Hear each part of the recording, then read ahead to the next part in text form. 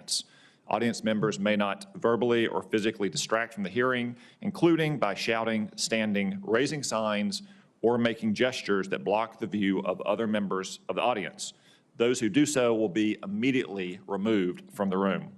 Our goal in conducting this hearing is to enable the committee to begin consideration of Mr. Ratcliffe's qualifications and to allow for our members' thoughtful deliberation. To date, Mr. Ratcliffe has provided substantive written responses to more than 170 questions presented by the committee. Today, of course, members will be able to ask additional questions and hear from Mr. Ratcliffe in both this open session and in closed sessions.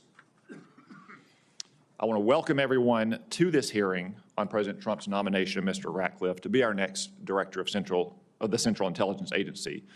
Mr. Ratcliffe, welcome back to the Intelligence Committee. I also want to welcome your wife, Michelle, and thank her and your daughters for the sacrifices they've made across a lifetime of public service. Former Attorney General John Ashcroft is also back before the Senate. Mr. Attorney General, I'm sure your being here makes you nostalgic for your own confirmation process a few years back. John, welcome. We look forward to your remarks. I want to acknowledge also my predecessor, Vice Chairman Warner. Senator Warner and I have worked together collegially over the years, even when we've disagreed strongly.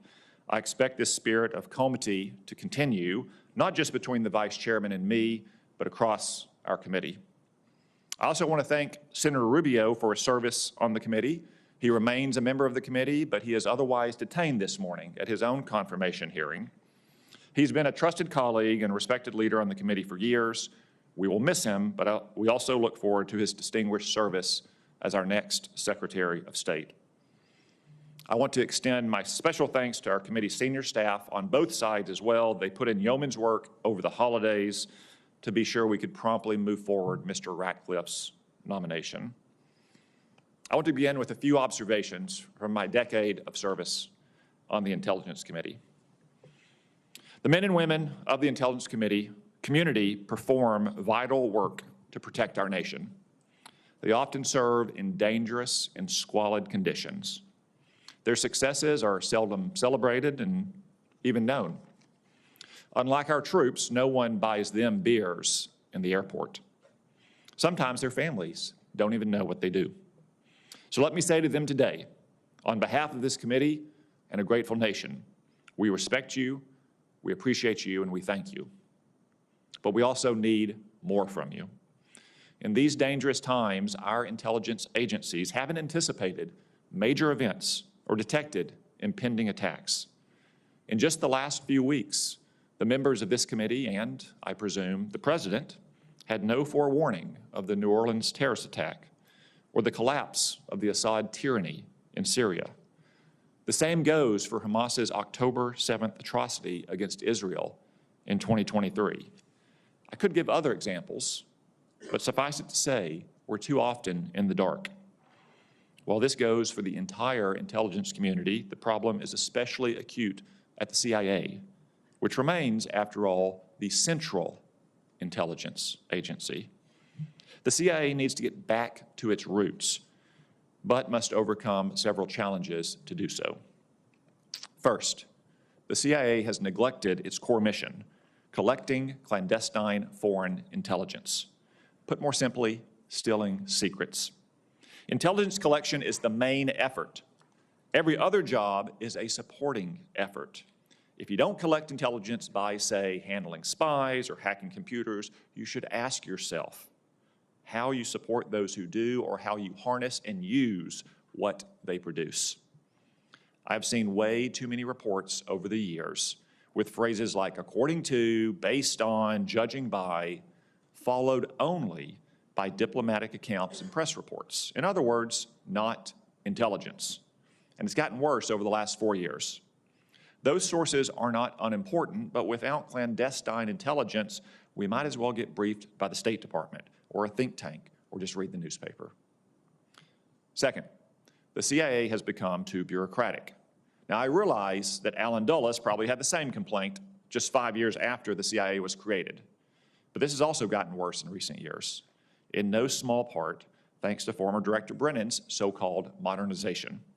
Lines of authority have grown blurry, Talkers have replaced doers. Managers with no field experience have taken over operational roles and more. Much like our military, the tooth-to-tail ratio at the CIA is badly out of balance.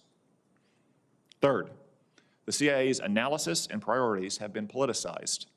Intelligence analysis all too often has aligned curiously with the Biden administration's policy preferences. The Afghan army is strong and cohesive. Ukraine's army will collapse within days of Russia's invasion. Israel can't possibly destroy Hamas or Hezbollah. Iran's air defenses are mighty and fearsome. Time and again, the CIA has produced inaccurate analysis that conveniently justifies President Biden's actions, or as often, his inaction.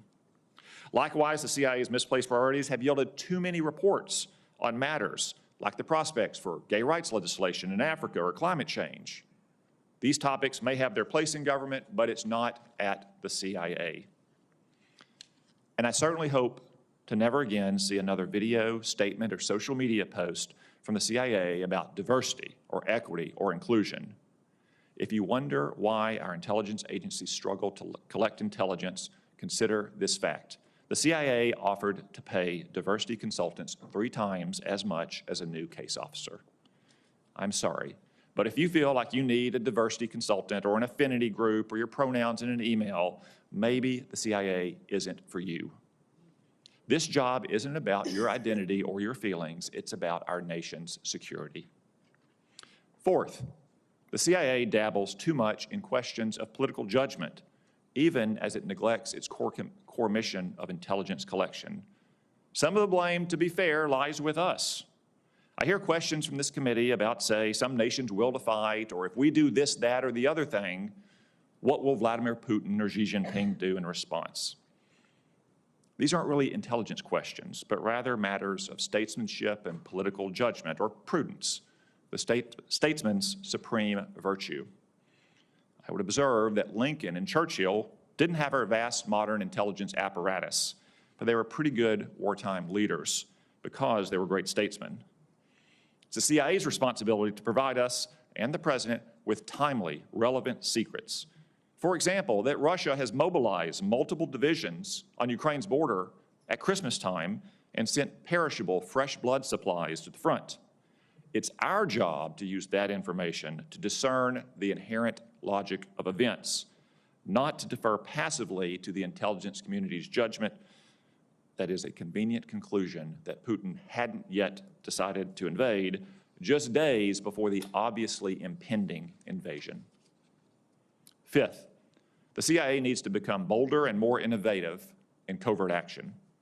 I've seen successful covert action programs, I've seen debacles. The latter are usually caused by ill-advised constraints by political leaders, or when a president uses covert action as a substitute for policy and not a supplement for policy. I'll have to save more for our closed session, of course, but for now I'll just say that the timid indecision that has characterized the Biden administration's overt actions extends to its covert actions. Mr. Ratcliffe, you have a big job ahead of you. The nation needs a strong, capable, and aggressive CIA. I believe the men and women you will lead want to serve in just that kind of agency. They joined the CIA, after all, not a church choir or a therapy session on a college campus. They and the nation are counting on you to deliver badly needed reforms and on this committee to ensure you do. I'll now recognize the Vice Chairman for his opening remarks. Mr. Chairman, and first of all, congratulations on becoming chair of what I think is the most important committee in the Senate, and I look forward to working with you in the kind of traditions that we have maintained in the now close to 15 years that I've been on this committee. So congratulations, Tom. Mr. Ratcliffe, it is good to see you again. Congratulations on being named Director of the CIA. It was a pleasure to meet your wife, and I think you've brought a great introducer in former Attorney General Ashcroft. Pleasure to see you, sir. Mr. Ratcliffe, I appreciated the opportunity to meet with you last month and hear your views. You previously served on the House Intel Committee and obviously as DNI, so you obviously have an appreciation for the work done by our internal intelligence community generally, and more specifically, the CIA. If confirmed, I believe you will be the first person to actually have served as both ODNI and head of the CIA. Echoing a little bit of what Senator Cotton said, the agency you have nominated to is facing unprecedented number of challenges, which I believe as well requires a great deal of leadership. These challenges ranging from the conflicts in Ukraine and Gaza, competition with China, especially with respect to AI and other advanced technologies, the persistent threat of international terrorist organizations, and a constant theme of cyber threats from nation states and their actors attacking our critical infrastructure to candidly just kind of run-of-the-mill criminal ransomware actors. Adding to all this has been a focus of mine, and I know so many of us on the committee, that the revolutions in technology, from AI to synthetic bio to advances in energy, require, I believe, fundamental changes in how we operate. And though it is, in effect, the very fabric of warfare in many ways is changing, I believe very strongly that national security is no longer determined by simply who has the most powerful ships and tanks, but who also will lead in this technology competition, from semiconductors to drones to synthetic bio. I believe, and we've made some progress on this, but I think we've still got a long way to go, that the IC must continue to adapt to these challenges. In particular, it must be better organized to collect on the development and use of advanced technology by our adversaries, because they poses a dramatic threat to United States leadership. The truth is, if we are not staying ahead of that, their ability for these foreign nation states to use technology to get us in a stranglehold could be a huge, huge challenge. During such times, it's also vital that we're able to recruit and retain the best possible talent for the IC. That starts with ensuring that the workforce feels respected and valued. I'm very concerned that the President-elect has continued to engage in undeserved attacks on the professional women and men of our intelligence agencies. These comments, I do think, affect the morale of these men and women who, Senator Cotton said, they don't get the recognition of getting a beer bought for them. They have to toil in anonymity. But they have, I believe, consistently, regardless of which party is in power, been willing to defend our nation. Unsurprisingly, particularly public comments from our leaders have a negative effect on the recruitment and retention of the talent of these critical men and women of the IC. Mr. Ratcliffe, today is your opportunity to reassure the men and women of the CIA that they not fear reprisal for being willing to speak truth to power. The most critical role of the IC is speaking truth to power. I need your commitment that you will not fire or force out CIA employees because of their perceived political views, and that you will not ask these employees to place loyalty to a political figure above loyalty to country. And I need to hear your plan on how you will reassure the CIA workforce on these issues. Also on the personnel front, I'm concerned that we continue to hear from CIA officers who've been victims of sexual assault at work, as well as those suffering from the lasting effects of AHI.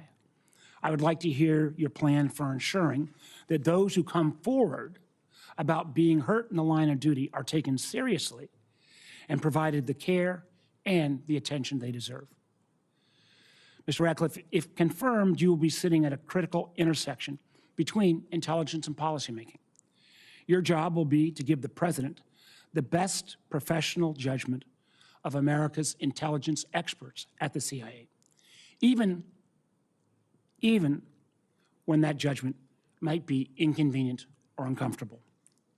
I'll need your public assurance that you always seek to provide unbiased, unvarnished, and timely intelligence assessments to the President, to the Cabinet, to his advisors, and to those of us in Congress.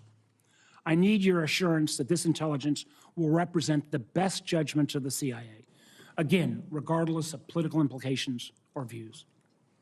And though we should not need to say it out loud, I will also need your assurance that you will work to appropriately protect our intelligence community's sources and methods. Thank you again for your service so far. Thank you for what I know is going to be a good testimony today, and I look forward to working with you. Thank you, Mr. Chairman. Thank you, Mr. Vice Chairman. Former Attorney General John Ashcroft kindly offered to introduce his former colleague when Congressman Ratcliffe was nominated to be the Director of National Intelligence in 2020, but COVID forced him to do so only by letter. Fortunately, we have another chance to hear from him today, so I am pleased to recognize Attorney General Ashcroft for his introduction. Well, good morning, Chairman Cotton and Vice Chairman Warner. Thank you. Members of the committee, I want to thank you for your serious consideration and attention to the constitutional responsibility of confirming high-ranking executive branch officials. And it's an honor for me to participate with you by my appearance here today. Testifying and sharing my profound support for the nomination of the Honorable John Ratcliffe as the Director of the Central Intelligence Agency is something for which I'm deeply grateful. Good national security decisions proceed from the combination of valid intelligence, information, and considered judgment. And integrity is an indispensable imperative for intelligence, the best friend of national security. And national security is the singular, unfortunately, is the singular portfolio most allergic to the infection and devaluation that results from inaccuracy and distortion. For high-quality decision-making, sound intelligence must never be diluted or contaminated by personal bias or political predisposition. John Ratcliffe's record of upholding the Constitution and enforcing the law, including his far-sighted work in the intelligence field, recommends him supremely to serve America as the Director of the Central Intelligence Agency. I've known and worked with John for almost decades. I know of no person of a higher commitment to integrity. I've seen him speak the unvarnished truth to those he works with and those he works for, whether senior governmental officials or corporate CEOs. As a member of the Congress, Ratcliffe's career stands as an outstanding record of public service. He was consistently well-prepared, tough, but he's a tough and a fair interrogator, fundamentally focused on the Constitution, never involving himself in personal attacks. John has served on the House Intelligence, Judiciary, Ethics, Homeland Security Committees, and as chairman of the House Homeland Security Committee's Cybersecurity and Infrastructure Protection Subcommittee. In the Department of Justice, John served as a federal prosecutor, first as an assistant U.S. attorney and chief of anti-terrorism and national security for the Eastern District of Texas, then as U.S. attorney for the Eastern District of Texas, where he pursued more than 30 national security and terrorism-related matters. After his service as a U.S. attorney, I had the privilege of working with John in the Ashcroft, Sutton, and Ratcliffe law firm, where he focused on government and internal investigations, homeland security, and foreign corrupt practices law. In professional moments, both public and private, I have seen John's thoughtful, decisive, yet humble leadership. He's a careful and willing listener, skilled at proceeding and processing with different voices in complex situations. He is comfortable in being held to account, and he will require those in the agency to be similarly accountable. Over the past 15 years, he served in crucial roles as both a developer and consumer of intelligence. John therefore brings to the office of the Director of the Central Intelligence Agency a relevant reservoir of experience, as well as sound judgment on an array of issues related to national security.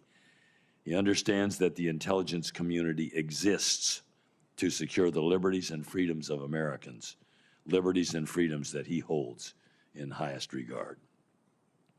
As a prosecutor, John dealt with national security and terrorism-related matters. This ranged from domestic and international terrorism to drug trafficking, human trafficking, and the transnational criminal organizations that threaten us in ways that we have previously not been accustomed to.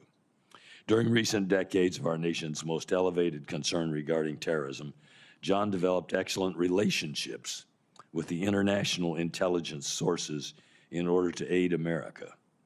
That experience will serve him well in fostering appropriate cooperation with the intelligence agencies of our allies. Under John's leadership as chairman of the House Homeland Security Committee's Cybersecurity and Infrastructure Protection Subcommittee, he forged policies and statutes which will strengthen and do strengthen our nation's intelligence gathering capacity. He is thoroughly conversant with the wide variety of national security topics, with a focus on emerging and expanding cybersecurity threats. This includes investigating foreign cybersecurity interference, reviewing the Department of Homeland Security's efforts to secure government networks, evaluating the Cyber Threat Intelligence Integration Center, the Wassenaar Agreement, and the Continuous Diagnostics and Mitigation Program, together with the Interagency Coordination on Cybersecurity. John enlisted bipartisan support to build a national cyber intelligence infrastructure to protect our country. President Obama signed the significant cybersecurity bill that John co-authored, the National Cybersecurity Protection Advancement Act, which passed the House of Representatives with an overwhelming bipartisan vote. His record reflects a commitment to continue building a forward-looking intelligence community that is integrated and coordinated. His experience signals his possession of the skills necessary to lead the intelligence community in effectively addressing proliferating national security threats. John Ratcliffe is capable of and committed to delivering the most insightful, accurate intelligence and counterintelligence possible. He will supply decision makers with excellent information upon which they can base sound judgments safeguarding our national security. Mr. Chairman and committee members, thank you for what I consider to be the privilege of communicating to you my unreserved endorsement of John L. Ratcliffe for the Director of the Central Intelligence Agency. Thank you. Thank you, Mr. Attorney General. And I understand that Mr. Ashcroft will now step away, or I'll join the citizens. You're more than welcome to do so. And observe from the high perch of citizenship the rest of the proceedings. Thank you again, Mr. I Attorney. pray God's blessing on this committee, and I am very, very pleased that the committee is seriously considers the statement both of the vice chairman. We used to call that person the ranking member, but I think he's vice chairman now, and the chairman. I'm grateful to you. Thank you for allowing me to be here. Thank you, Mr. Attorney General. Mr. Ratcliffe, before we move to your opening statement, it is the custom of the committee to ask a series of questions of all nominees. Nothing personal about you. So first off, do you solemnly swear that you will give this committee your full and truthful testimony today and in the future? I do. Okay. Again, we have 5 standard questions. A simple yes will do. A no will require further explanation if you needed help with the test. First, do you agree to appear before the committee here and in other venues when invited? Yes. If confirmed, do you agree to send officials from your agency to appear before the committee and designated staff when invited? Yes. Third, do you agree to provide documents and any other materials requested by the committee in order for it to carry out its oversight and legislative responsibilities? Yes. Fourth, will you ensure that your office and your staff provide such material to the committee when requested? Yes. Finally, do you agree to inform and fully brief, to the fullest extent possible, all members of this committee of intelligence activities and covert actions rather than only the chairman and the vice chairman? Yes. All right, thank you very much, Mr. Ratcliffe. The floor is yours for your opening statement. Thank you very much, Chairman Cotton, Vice Chairman Warner, and distinguished members of the committee for the opportunity to appear before you as the President's nominee for the Director of the Central Intelligence Agency. I've enjoyed meeting with each of you individually, and I look forward to answering your questions today. Thank you to my friend and mentor, former Attorney General John Ashcroft, for being here today and for his gracious and humbling remarks. Sir, I am forever grateful for your faith in me. Thank you to Director Burns and your excellent team at the CIA for your commitment to a smooth and professional transition. I'd like to recognize my amazing family, my wonderful wife, Michelle, our 2 daughters, Riley and Darby, my 5 brothers and sisters, and watching from above, my parents, Bob and Kathy Ratcliffe. I simply have no words to adequately express my gratitude to all of you. And finally, thank you, President Trump, for the great honor of nominating me to lead the world's premier intelligence agency. I am grateful for the opportunity to serve under you once again, and if confirmed, I will work tirelessly to help you protect the American people and advance America's interests. Today, we face what may be the most challenging national security environment in our nation's history. The Chinese Communist Party remains committed to dominating the world economically, militarily, and technologically. Transnational criminal organizations are flooding American communities with violence and deadly narcotics. The Russia-Ukraine war wages on, spreading devastation and increasing the risk of the United States being pulled into a conflict with a nuclear power. The Iranian regime and its terrorist proxies continue to export mayhem across the Middle East, and Iran is closer to nuclear breakout than ever before. North Korea remains a destabilizing force, and increasing coordination among America's rivals and adversaries threatens to compound the threats that they each pose to us individually. And numerous terrorist groups and other non-state actors, some of which have even crossed our southern border, still pose a persistent threat to our people and our homeland. These threats converge at a time of rapid technological change. Emerging technologies like artificial intelligence and quantum computing will define the future of national security, geopolitical power, and human civilization. Ubiquitous technical surveillance is presenting unprecedented challenges to one of the CIA's core missions, collecting human intelligence. In short, the challenges are great and increase the necessity of confirming a CIA director who is prepared on day one to take them head on. For roughly a quarter of a century, I have devoted my professional life to U.S. national security. I served as the Chief of Anti-Terrorism and National Security and then U.S. Attorney for the Eastern District of Texas. As a congressman, I was a member of the House Intelligence, Homeland Security, and Judiciary Committees. As Director of National Intelligence, I had the privilege of working closely with President Trump and oversaw the 18 agencies of the U.S. intelligence community, including the agency I now have the honor of being nominated to lead. In each of these roles, I served with fidelity to the Constitution and a strict adherence to the rule of law, and I have always prioritized American civil liberties, something I will continue to do if confirmed to serve again. Each of these experiences has shaped me as a leader and national security professional. Together, they have prepared me to steer the CIA through a tumultuous time in the world and toward a future in which the CIA's mission will be both more difficult and more indispensable than ever before. If confirmed, my leadership at CIA will focus on setting and communicating priorities and demanding relentless execution. Above all, will be a strict adherence to the CIA's mission. We will collect intelligence, especially human intelligence, in every corner of the globe, no matter how dark or difficult. We will produce insightful, objective, all-source analysis, never allowing political or personal biases to cloud our judgment or infect our products. We will conduct covert action at the direction of the President, going places no one else can go and doing things no one else can do. To the brave CIA officers listening around the world, if all of this sounds like what you signed up for, then buckle up and get ready to make a difference. If it doesn't, then it's time to find a new line of work. We must be the ultimate meritocracy. I will unapologetically empower the most talented, hardest working, and most courageous risk takers and innovators to protect the American people and advance America's interests.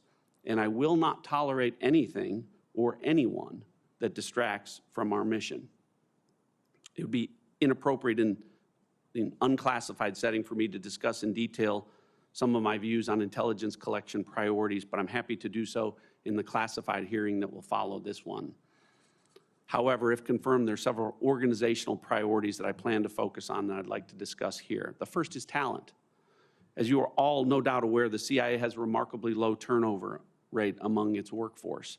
This shows the CIA's success in attracting mission-focused public servants who find deep meaning and value in the unique work they're privileged to do every day. But in some cases, it also suggests that complacency is tolerated. High performers hate nothing more than mediocrity, and nothing poisons a high-performance workplace culture more than leaders who don't hold team members accountable when they don't meet expectations.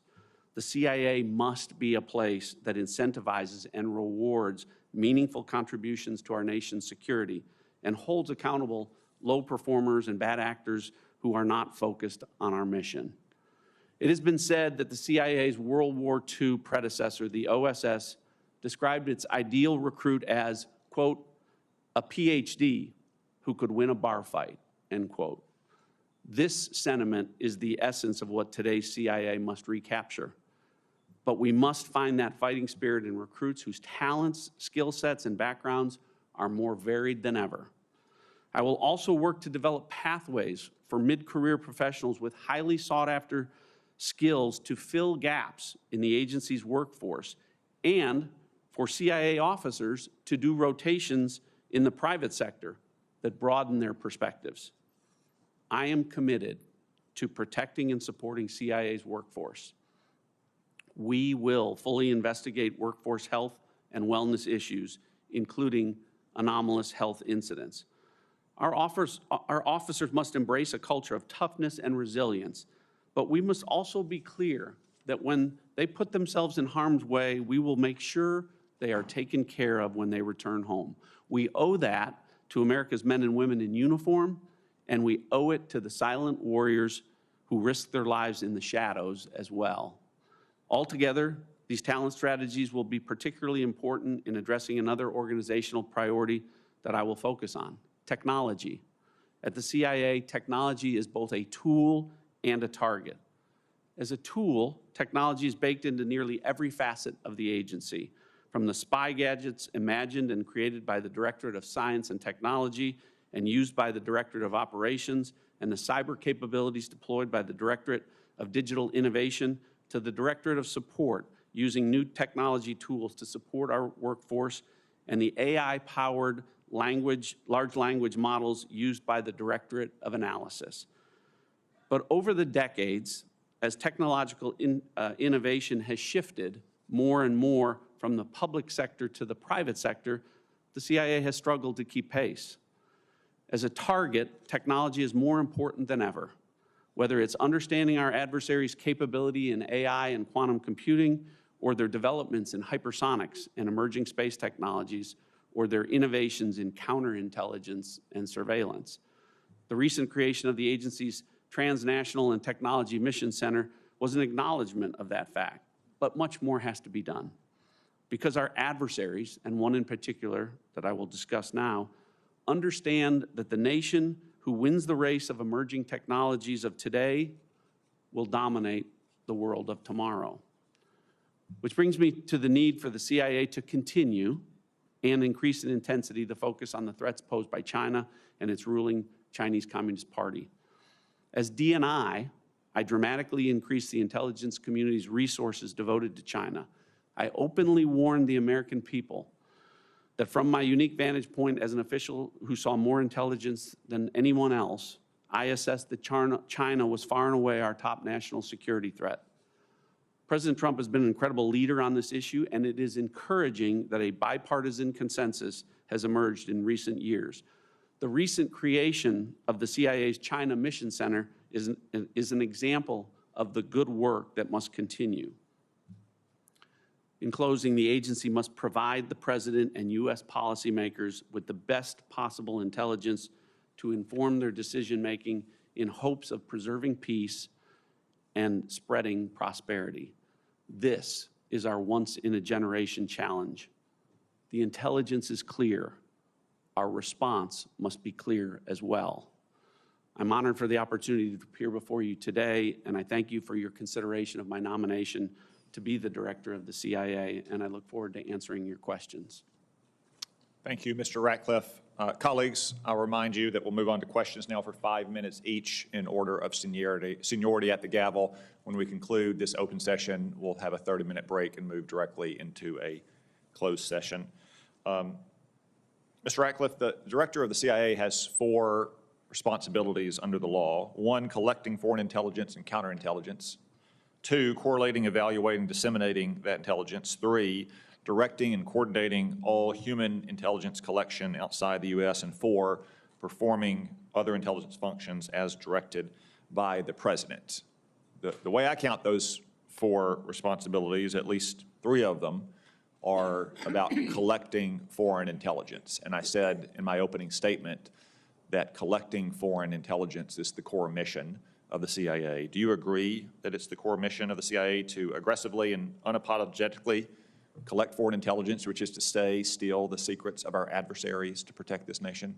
I do, Senator. It's why in my opening I said we would go to every corner of the globe, no matter how dark or difficult, to do that. Look, I know this committee knows well that on this issue with regard to the collection of human intelligence, we're not where we're supposed to be. And other agencies collect human, but CIA is the world's premier and must be the world's premier clandestine collector of human intelligence. And yes, there are challenges. We've talked about some of those, ubiquitous technical surveillance, but some of it, Senator, I believe is an issue of making it a priority and focus and execution. You mentioned in your opening a former director once recently said that the CIA does not steal secrets, and I think that was demoralizing to the Directorate of Operations. So I'm here to publicly say that if confirmed, that's exactly what the CIA is going to do. Good decisions are hostage to good information and good intelligence, and the better we do at collecting human intelligence, the better decisions you all can make, the better analytic judgments analysts can make, and the fewer intelligence lapses or failures that you highlighted, Mr. Chairman, will occur if we embrace that as a priority. Thank you. With intelligence collection as the core mission of the CIA, then I presume you agree in my opening statement that the people who collect the intelligence are the main effort in the agency. Everyone else is a supporting effort. Important jobs, to be sure, but a supporting effort, is that right? Yes. Do we need to increase the ratio of people in that main effort who are collecting intelligence to the people who are supporting it or using and harnessing what they produce? Well, to the point of what the core mission is and increasing human intelligence, one of the things that, if confirmed, I'll spend some time. As you know, I've had the opportunity to go out to the agency a few times as a nominee, but if confirmed, I do want to spend time looking at that, Senator, in terms of the ratios and how resources are being deployed, the structure in which those resources exist currently, and whether or not that needs to change to improve our performance.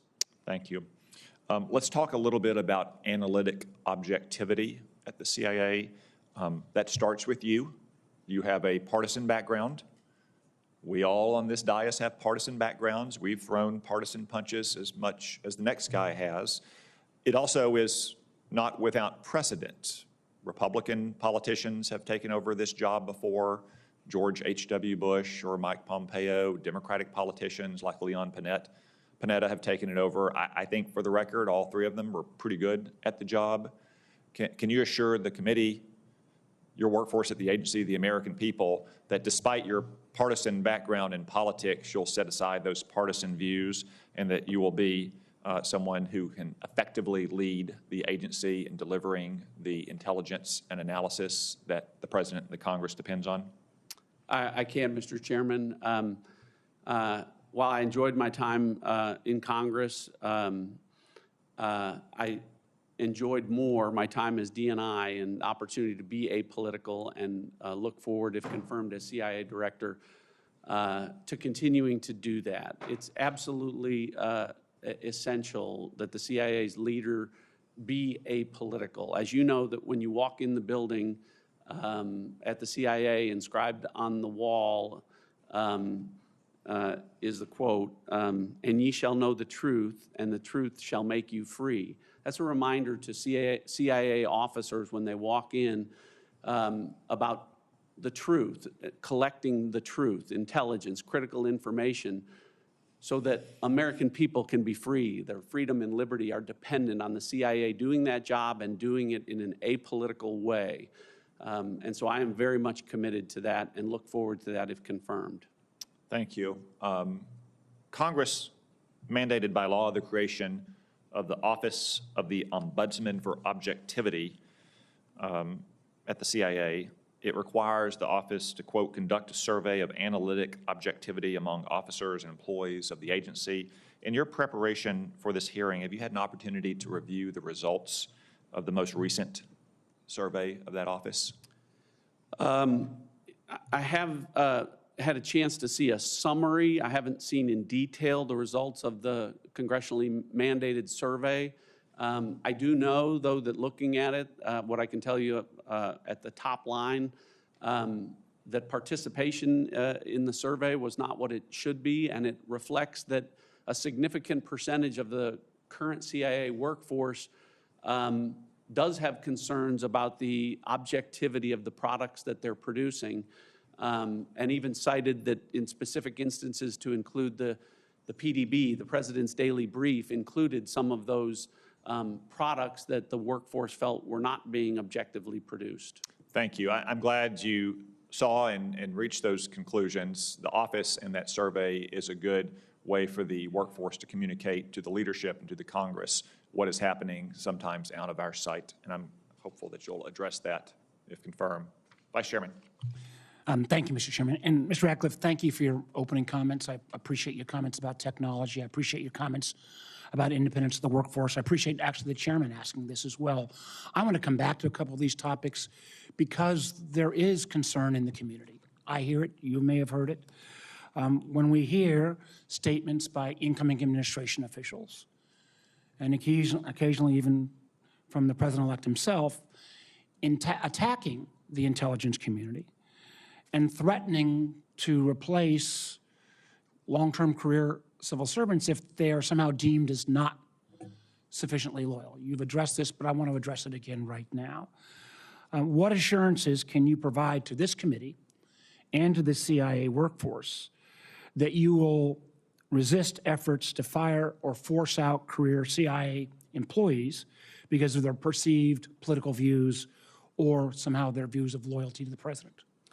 Well, I think the best example of that, Mr. Vice Chairman, is if you look at my record and my record as DNI, that never took place. That is never something anyone has alleged, and it's something that I would never do.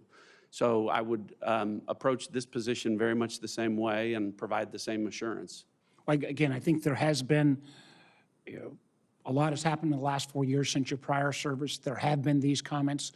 I would again, if you are asked to remove personnel, to get rid of individuals based upon this kind of political litmus test, I'd ask that you keep the committee informed of those requests. I certainly will. Same thing, and again, I appreciate the chairman raising this as well. Most important job for you, for the folks at the CIA, speaking truth to power. And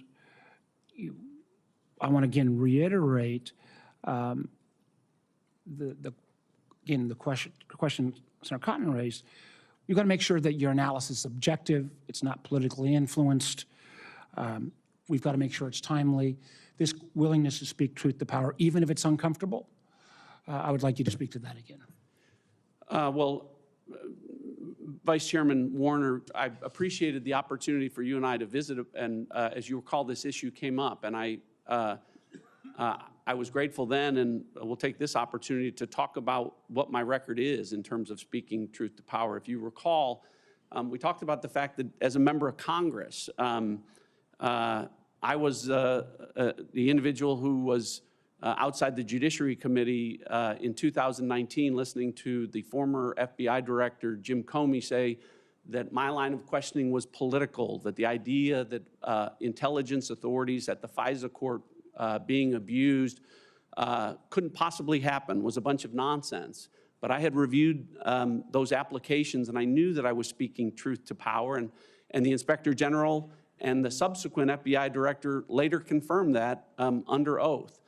To that point, Director Wray this week in his exit interview said that China was the defining threat of our generation. I wrote that and said that 4 years ago as DNI, and when I did, I was accused of being political, but I wasn't. I was speaking truth to power. I wasn't outsizing the threat from China. In 2020, when a chairman of an intelligence committee misrepresented that a laptop owned by then candidate Biden's son was somehow a Russian intelligence operation, and 51 former intelligence officials used the imprimatur of IC authority to go along with that, I stood in the breach. I stood alone and told the American people the truth about that.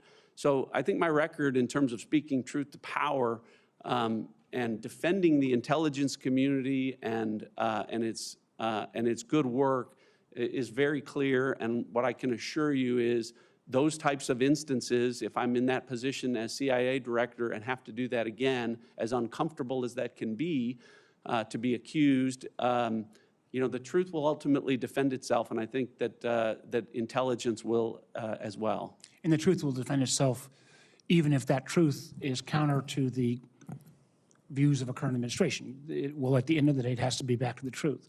I got time for one last question. As you well know, our intelligence community is the best in the world, but we also receive enormous amounts of benefit from our partners around the world. We've got to make sure, and obviously the president has the right to declassify information, but we've seen that willingness to declassify in advance of Putin's brutal attack on Ukraine used effectively.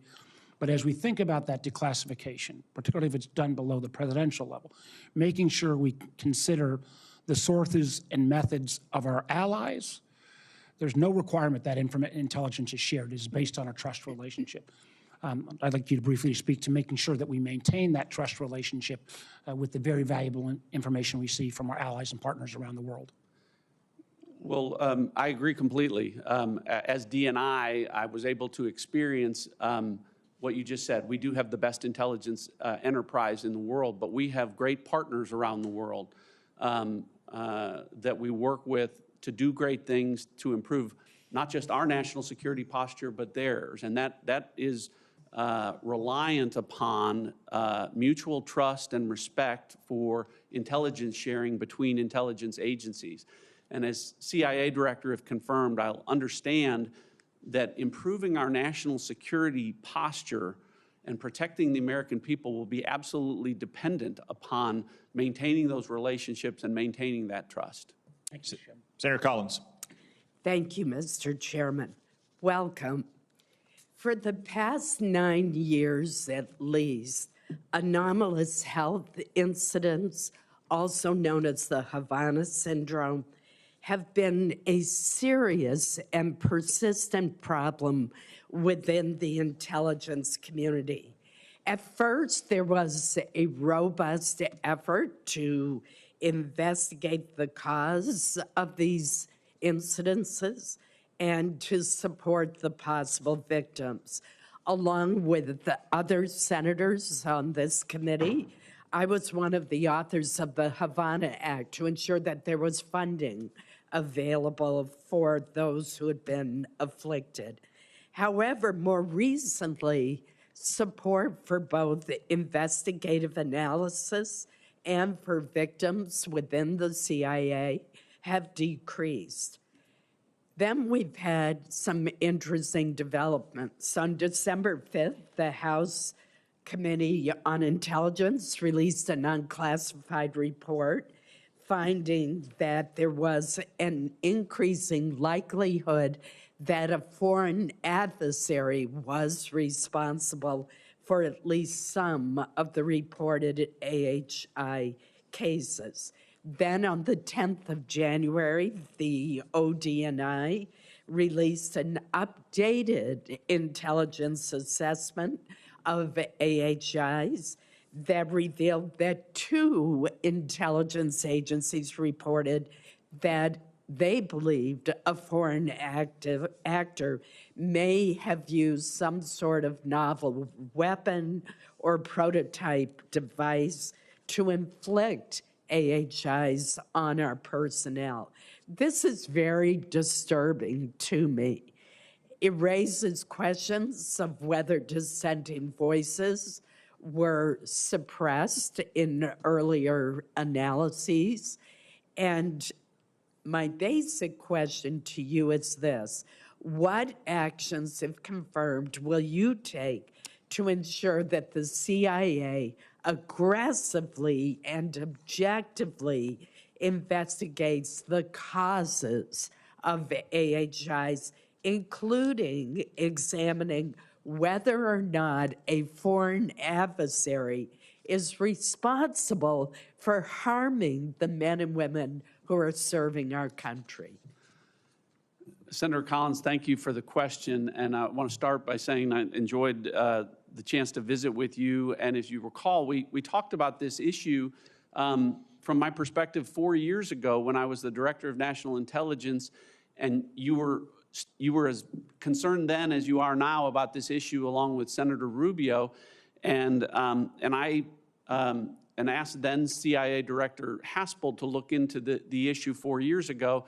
Having stepped away, I share your frustration that 4 years later, we're very much in the same place in terms of trying to make an assessment and determination on the cause of this. And I share your frustration in not being able to understand why, but if confirmed and have the opportunity to be briefed on all of the assessments and intelligence, my pledge to you is that I will drill down and look carefully at that issue and work with you to see. I read the unclass report, the House report, and the unclassified version of the intelligence community assessment. I have not had access to my understanding, very lengthy classified report, but I look forward to drilling down on that because, as I talked about in my opening, the workforce has been affected by this, and it has affected their morale because of this. And it's why I highlighted that. And so, the cause of it is one point, but the care of the CIA workforce have been affected is another. But they're equally important to me. So my pledge is to look into it, but to work with you to try and. Obviously, we need to know if we have an adversary that is using a weapon against our people, and I look forward to my ability to look at that intelligence for myself. Thank you, and I look forward to working with you. I have very little time left. The chairman mentioned that the intelligence community, for which I have the greatest respect, has had some significant misjudgments lately. For example, there was a misjudgment of how long the Afghan government would stand after the United States' hasty and ill-advised withdrawal.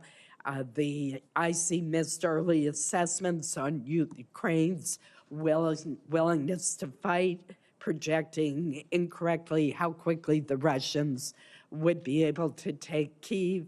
They did not warn or predict of the Hamas mass attack against Israel. The IC was surprised at South Korea's martial law declaration, nor did they predict the rapid collapse of the Syrian regime. My question to you, and I know the IC's not going to get it right every time, but when there is a pattern, or even when there's a miss, what should the IC do to review why this major these major intelligence changes were not identified or predicted. Thank you, Senator. You know, it's what I talked about, I think, in response to Chairman Cotton's question about this, is that, yeah, the intelligence community isn't always going to get it right, hasn't always gotten it right, but we've had too many instances where you all, as policymakers, are finding out by watching news reports about some of these things that I think can be, in some cases at least, fairly characterized as intelligence failures or lapses. We talk about what can we do, what do we need to do. Part of it is a technical thing in terms of improving our collection, addressing ubiquitous technical surveillance. And I know I haven't been fully briefed on this, but I am impressed by some of the things that, for instance, the Directorate of Science and Technology is doing to help us solve for X with regard to operating as human sources in an environment of UTS. But I also think a bigger part of this that I'm going to focus on, Senator, is to look at what's happening in terms of the focus and execution on core mission. Better, you know, as I said, good decisions are hostage to good information, and we all know that the human intelligence collection isn't where it needs to be. And so looking at the reasons why we've lost our focus there, and some of those things are, you know, if you have a politically motivated, bureaucratically imposed social justice agenda that takes up part of your attention, that can distract from the core mission of collecting human intelligence that matters and providing it to you in a timely way. So my pledge to you is that I'm every bit as concerned, and I don't want those intelligence failures or lapses to happen on my watch, and we'll do everything that I can to make sure that it doesn't. Thank you, Mr. Ratcliffe, for the thorough answer. I know that you would be thrilled to stay here all day long to answer our questions. But colleagues, let's try to move it along. I know there's at least 4 or 5 other hearings going. Many of you have to get to those hearings, so let's try to move quickly and stick to the 5-minute limit. We'll have a chance to question Mr. Ratcliffe in closed hearing, and I'm sure he'll be happy to answer your questions for the record as well. Senator King. I'm hoping that quantum computing might solve the problem of having to be 3 places at once here at these hearings. I first want to acknowledge a new senator at the end of the dais, Senator Young. Welcome him to the committee. I'm very pleased that he's joining us, and I know he'll make a great contribution. Mr. Ratcliffe, congratulations. Thank you. Welcome. And it seems to me that you have an initial task that's a little unusual, but also very important, and that is to restore the confidence of the president-elect in the intelligence community. Before you can deliver the information that he needs to know, you need to get him to a place where he does have confidence in the judgments that are coming to him, and he's notoriously skeptical of the intelligence community, and being skeptical is not necessarily a bad thing, but I hope that's one of the first things that you can work with him on, is to make him receptive to the information and the truth that you will be providing as a result of your position. Well, thank you, Senator. I think one of the reasons that I have this opportunity for you all to consider me for confirmation is because President Trump knows and wants me to lead with integrity, wants me to carry out the duties of the CIA as a director, to follow the law and authorities as far as it will go and no further, to protect America's national security interests. I think that confidence that he has in you is an important asset. I just suggest rebuilding his confidence in the community is an important task. Let me move forward. Everybody's talked about telling the truth to power. Dan Coates, one of your predecessors at DNI, put it, I think, most succinctly and persuasively. He said, the mission of the intelligence community is to find the truth and tell the truth. I think that's a very good way to look at it. And we haven't talked much here today about why that's so important. I recently reread David Halberstam's book, The Best and the Brightest, a comprehensive history of Vietnam. It's heartbreaking about the intelligence failures and, frankly, intelligence manipulation that led to a great deal of that tragedy. So that's why it's so important, because skewed intelligence can equal lives lost. And you've already committed. I won't make you say so again, but I think you understand how important this is. I do. 4 years ago, I asked you a series of yes and no questions. You answered them all correctly. I'd like to run through them once more very briefly. Would you ever ask, encourage, or support an intelligence professional adjusting his or her assessment to avoid criticism from the White House or political appointees? No. Would you ever change or remove content in an intelligence assessment for political reasons or at the behest of political leadership? No. Would you consider an individual's personal political preferences to include loyalty to the president in making a decision to hire, fire, or promote an individual? No. And do you commit to exclusively consider professional qualifications in IC personnel decisions without consideration of partisan or political factors? Yes. If you were to receive credible evidence as director of the CIA that an individual was undermining objectivity and furthering a political agenda in the intelligence community, would you remove or discipline that person? Yes. Will you or any of your staff impose a political litmus test for CIA employees? No. Finally, if confirmed, will you reassure your workforce that loyalty tests are not allowed and not encouraged in the CIA? I will.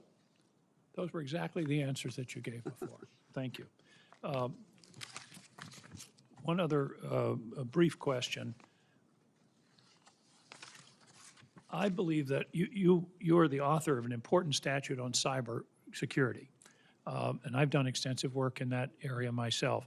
I believe that one of the great failings in national policy is the lack of a cyber deterrent strategy, that our adversaries, particularly China, feel that they can attack our telecommunication system, our electrical system, or whatever with impunity.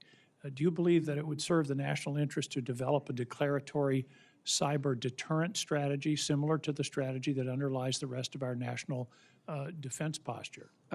I do, Senator, and I know we share a similar view on, the threat from cyber. There's so much focus on the integrity, the sovereignty and integrity of our territorial borders, but as you well know, it's invasion through our digital borders from half a world away in a few seconds and a few keystrokes that can cause. And it's happening every day. So much damage, and the deterrent effect has to be that there are consequences to our adversaries when they do that. One of the things that I hope to do, if confirmed as CIA director, is to work on the development of the types of tools that will be effective in allowing us to do those things. The deployment of those capabilities, of course, would be a policy decision for others to make, but I would like to make sure that we have all of the tools necessary to go on offense against our adversaries in a cyber means.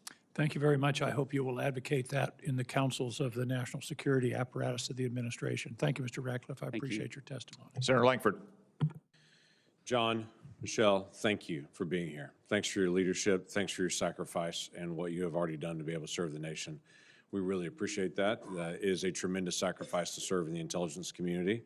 As my wife has said to me a couple of times, we share everything about everything and talk about life together, but there's now a portion of my life I can't talk about with her serving the Intelligence Committee. You've had even more of that serving as ODNI. And so thanks for y'all's sacrifice to be able to serve. I've got several questions I want to be able to run through quickly on this. There are a group of folks in Oklahoma City, I can't name who they are because they're alive, but their lives were threatened on Election Day by an ISIS terrorist in Oklahoma City that was discovered initially by a 702. That 702 authority is important. There are people in my neighborhood that are alive today because of that 702 authority. Now, you've been outspoken on this. It has been much maligned in many ways on it, but it has been vital for intelligence collection around the world. What is your position on 702 authority? Thank you, Senator Langford, for the sentiment and for the question. FISA, and particularly Section 702 of the Foreign Intelligence Surveillance Act, is an indispensable national security tool. There's no other way to get around that. I say that not as a matter of opinion, but as an informed judgment as in my role as the Director of National Intelligence, being the President's principal intelligence advisor, advising the President in the Oval Office, and understanding that a significant percentage, sometimes more than half, of the actionable foreign intelligence that we provide to the President as the policymaker to act as Commander-in-Chief comes from FISA-derived or 702-derived action. I will say I have supported FISA in that regard, but I've also, as I outlined earlier, understand that it is an important, indispensable tool, but one that can be abused, Right. and that we must do everything we can to make sure that it has the appropriate safeguards, because it can't come at the sacrifice of Americans' civil liberties. So I have supported those reforms and called out those abuses when they have taken place. I think the best way to be able to do that is by actually enforcing those that have abused it, that they're actually called out, and accountability is held for those individuals so everyone knows this is an indispensable tool, don't abuse it. And I think that becomes very clear. You have mentioned in your testimony, we cannot ignore CIA's critical counter-narcotics and counterterrorism missions in support of border security efforts. I think few Americans understand just south of our border is one of the most violent areas of the world. Today, there are murders, beheadings, there are aerial bombardments with one cartel fighting within itself for leadership happening right now. It is an incredibly violent area just south of our border, not to mention the thousands of Americans that die with the narcotics that they pump into the United States, and they destabilize our economy and our families. That's a critical role for us in our national security. How do you perceive that? Well, and it also ties in, Senator, to your question about the importance of FISA. So much of what the CIA has done and can do to support the U.S. government efforts to interrupt the drug trafficking rings and the places from which the precursor chemicals for those drugs come from, our disruptions are often as a result of FISA-derived information. But you highlight an important point. You know, we talk about the threats from China and Russia and other adversaries overseas, but we, I think, all know and understand and acknowledge that that the failures in the integrity of our border has turned my home state of Texas as not only a border state, but every state into a border state. And that we have to make sure, and one of the things that, if confirmed, I want to talk about and pledge is the understanding that in addition to drug trafficking, I made a point about terrorists coming across our border, that we not lose sight of counterterrorism as something that the CIA needs to be focused on as we talk so much about the threat from China and Russia and the great power competition. Mr. Chairman, I'll yield back 12 seconds. How about that for a gift? Thank you. Senator Bennett, please follow Senator Lankford's example, everyone. Thank you, Mr. Chairman. I'll take Senator Lankford's 12 seconds. I'm just kidding. I want to congratulate you, Mr. Chairman, on taking this role. Thank you for that. And I want to thank the Vice Chairman for your leadership as Chairman of this committee. I hope that we'll continue along with the standard that you set for all of us in terms of politics. Congressman Ratcliffe, it's good to see you again. Thank you for your visit to the office. I know you're a student of our history and a student of this committee. You know that this committee came out of a series of reforms that Congress put together because to deal with a really dark chapter in American history. There was some, Senator King from Maine talked about bad intelligence during Vietnam. There were instances of the CIA engaging in assassination plots abroad. It's hard to imagine today that that's even true. That provoked bipartisan outrage, and the reason this committee exists in part is not just to make the policy that you've been talking about and others this morning, but also to provide oversight on behalf of the American people and our colleagues who, as Senator Lankford were just saying, don't have access to the intelligence that the people on this committee have. I would just ask you to talk a little bit about your views on what the purpose of that congressional oversight is, and what, if you are confirmed to this position, what your responsibility to this committee will be. Thank you, Senator Bennett. I enjoyed the chance to visit with you and talk about a number of issues. As you know from my background, I came from Congress. I was on an oversight committee, the House Permanent Select Committee on Intelligence. And so I think it gives me a unique perspective. I brought that over as DNI, and if confirmed as CIA director, I have the perspective of both, the executive branch and the legislative branch. And I will confess that one of the things I was disappointed in was the fact that despite being on a congressional oversight committee over the intelligence communities, there was so much intelligence that I learned for the first time as DNI that I knew that no member of Congress was aware of.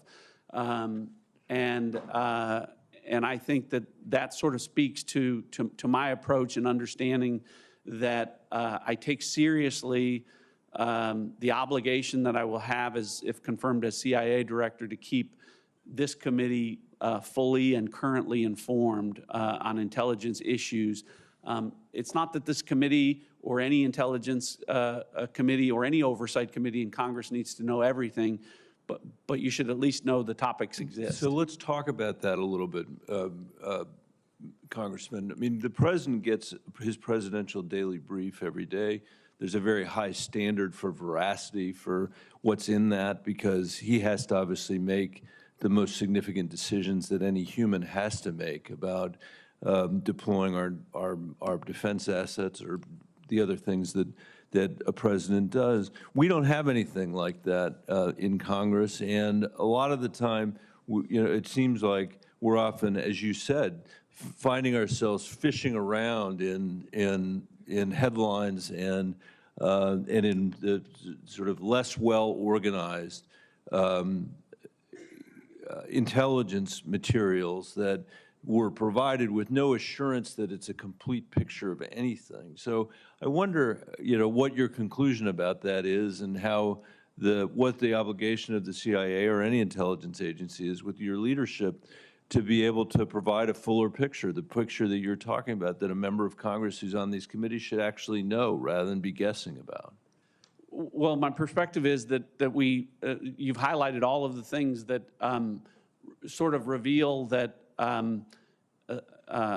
our national security posture is impacted in a negative way when we're not communicating well between the branches of government, and particularly on sensitive national security matters. So I think a better informed Congress will allow for better national security decisions and keep the American people safe. So I'm open to a continuing dialogue about how I won't stand on traditions. This is traditionally what the CIA does or shares. I am open to, at the end of the day, we talk about the core mission of the CIA.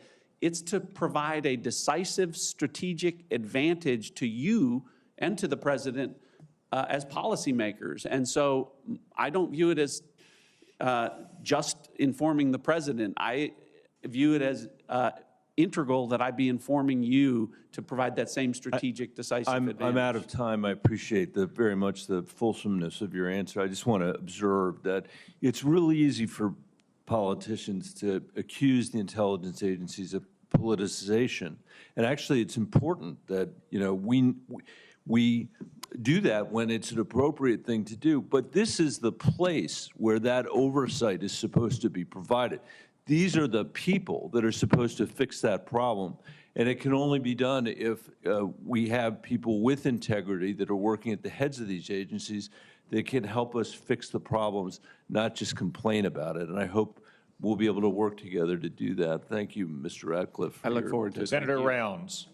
Thank you, Mr. Chairman. Mr. Ratcliffe, first of all, thank you for your service to our country already. And to Michelle, thank you for the sacrifice which you also offer in allowing him to do this particular job in the future.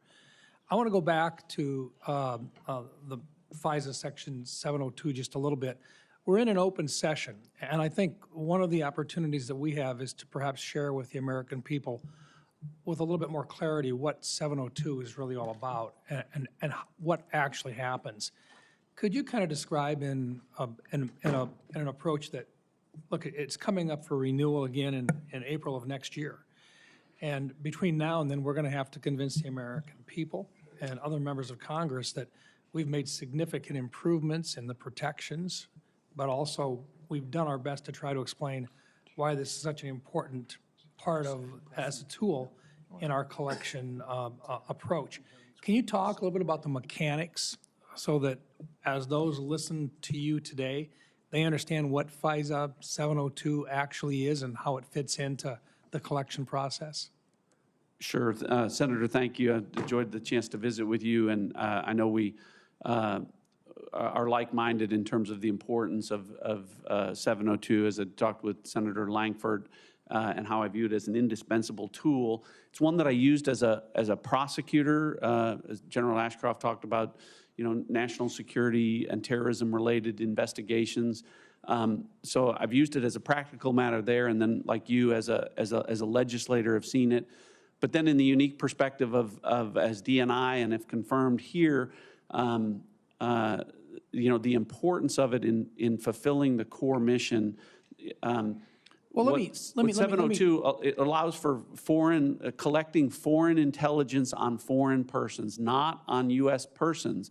The controversy, why some people think that FISA is, no pun intended, a four-letter word, is that in the course of doing technical collection on foreign persons for foreign intelligence to make good decisions to keep our country safe, that sometimes U.S. persons are incidentally collected. In other words, they're having a conversation with a foreign person. Yeah, look, we eavesdrop, don't we? Yes. And we're not eavesdropping on Americans. We're eavesdropping on people that are not American citizens, and we're doing it outside of our country. That's right. And in the middle of it, we have Americans that are sometimes caught up and maybe perhaps having a conversation with somebody outside the country. That's right. And at that point, there might have been something collected inadvertently. Can we use that?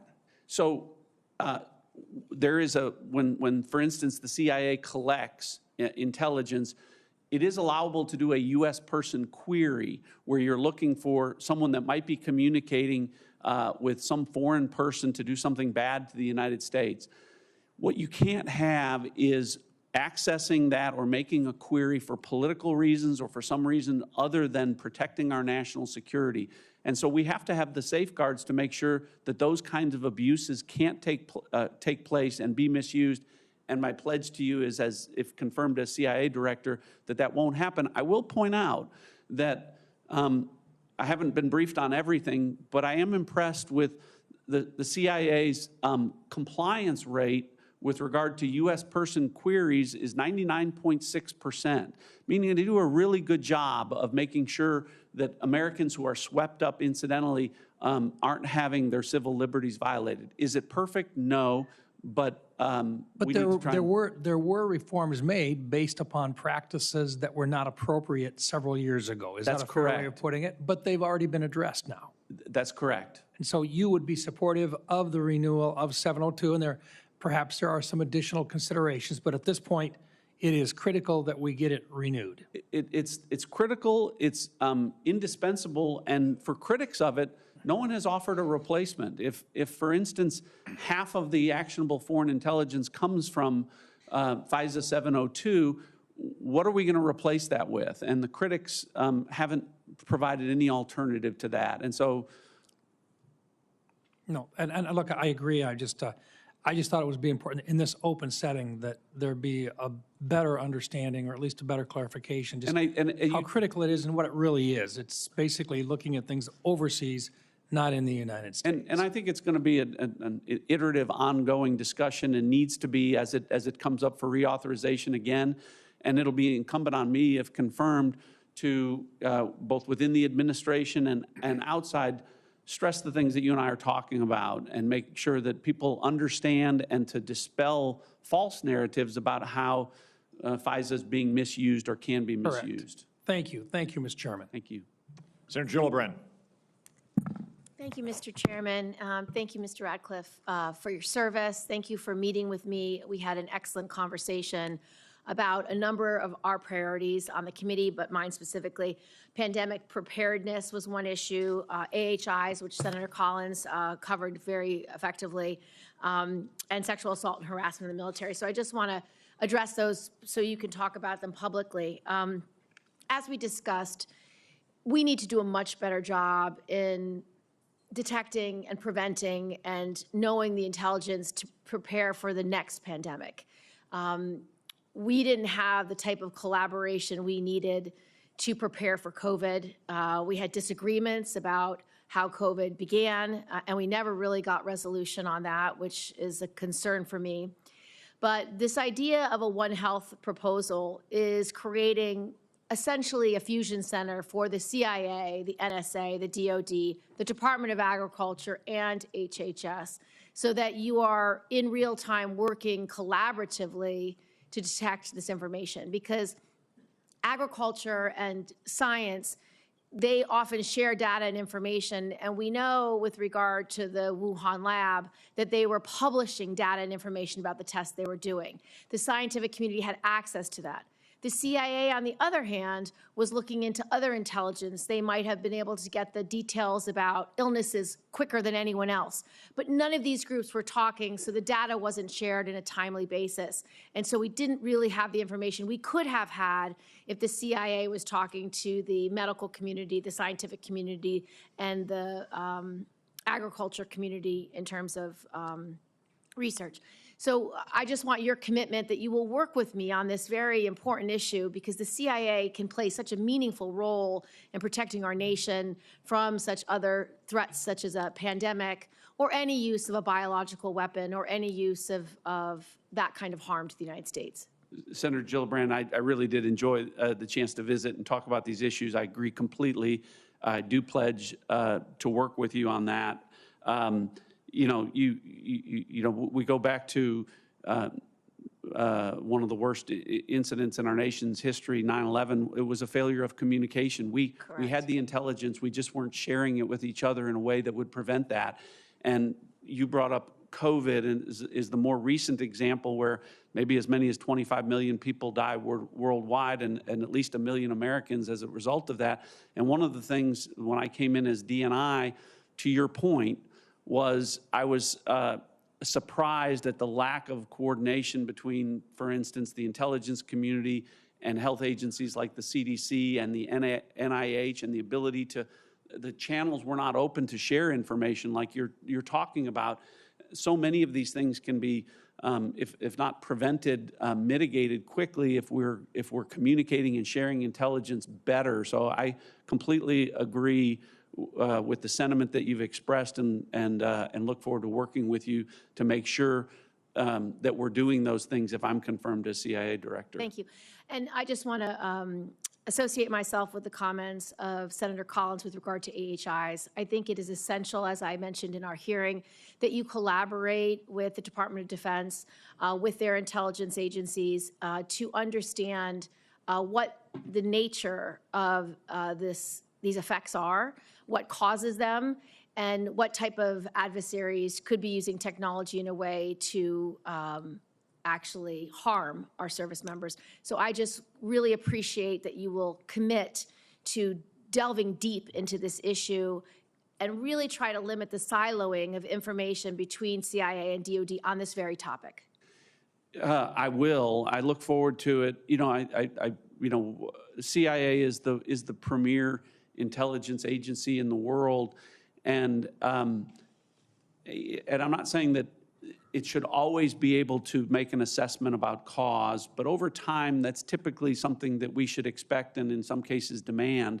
And, you know, for instance, COVID, you brought up that's one issue, but AHI is another one. I'm curious and look forward to reading the classified version of the AHI in terms of the assessments that were made or the inability to make an assessment on causation. And if I'm not satisfied, we'll continue to look at that. And my last question, obviously the scourge of sexual assault is problematic in every area of society. We want to make sure that the CIA is a safe place to work and that people who are being harassed or assaulted can come forward and demand justice. I just ask your commitment that you'll work with this committee to make sure all of our members of this community can work in a safe environment. I will, Senator. I appreciate your leadership on this issue. I know it's been something you've highlighted, and as we talked about in our meeting, over the course of my career, I'm grateful for what my record reflects in leadership positions I've had and organizations I've had in terms of not tolerating sexual assault and sexual abuse. When I was U.S. Attorney, when I was DNI, when I was in Congress, all of those. And so I make that pledge to you gratefully. Senator Young. Thank you, Mr. Chairman. It's great to serve with you and other members of this committee. Mr. Ratcliffe, had a nice visit with you in the office. You answered many of my questions. What I'll ask you here today will be familiar to you and build on that meeting. Thank you again for your willingness to serve your country. You are prepared, I think, for this step, this position. You're qualified. I anticipate supporting your nomination, so we'll begin with that. You spoke in your testimony to the growing role of emerging technology and to advances being made by our adversaries. If confirmed, how will you direct the agency to analyze and respond to foreign threats that undermine often overlooked but critical areas of our security and economic well-being, such as the food and ag sectors? So thank you for the question. I did enjoy our visit, Senator Young, and enjoyed serving with you in the House of Representatives, and if confirmed, look forward to working with you from this perspective. You know, we were just talking, I was talking with Senator Gillibrand about COVID-19, the origins of that, and the things that the intelligence community needs to do to be better. Part of that is, to your point, embracing emerging technologies and making sure that one of the things that the CIA does is adapt to the technology curve. So, for instance, when we talk about utilizing artificial intelligence and machine learning, there's so much data that's out there in this, you know, great technological age that we live in, that sometimes the intelligence community spends so much time sifting through the data that they can't find the signal for the noise. And one of the things that technology allows us to do is to find the signal in all of that noise. In other words, so that we can find the intelligence, spend more time using the intelligence and less time looking for it. And so you brought up, you know, different issues where that can be valuable, I know, and where that can be helpful. One of the things that I know you're interested in and that we've talked about was, you know, the biosecurity and the biointelligence issues, and how the CIA needs to expand its authorities in that regard, and its relationships with scientists and researchers to be on the leading edge of information as it's coming out, and to develop early warnings to some of the problems that we're talking about in that space. Well, I'm encouraged that you are thinking critically about this topic, and it's clear to me you are. You should know, as you're likely aware, but all others who are watching this should know, that there has been commissioned by Congress a National Security Commission on Emerging Biotechnology. And that commission is charged with looking at the national security implications of our current biotech leadership, but also making recommendations to make sure that the United States can stay ahead of our adversaries, in particular China. And so we'll produce those recommendations in the spring time frame. I'm chairman of that commission currently, and some of those will implicate very directly our intelligence community. And so I would just ask that you and your staff review that report when it's published and work with this committee and others on some of its recommendations. So do you commit yourself, without having seen the report, but to be attentive to its recommendations and findings? I absolutely do, and I appreciate your leadership on that issue. And as we talked about, and we'll talk about more, I look forward to supporting and collaborating your efforts in that regard. Thank you. Time is winding down, and I'm the new guy, but one other quick question here.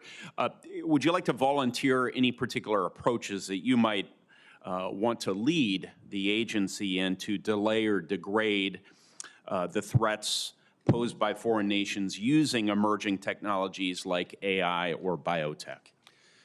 I think we can talk about some of those things in the classified session, Senator.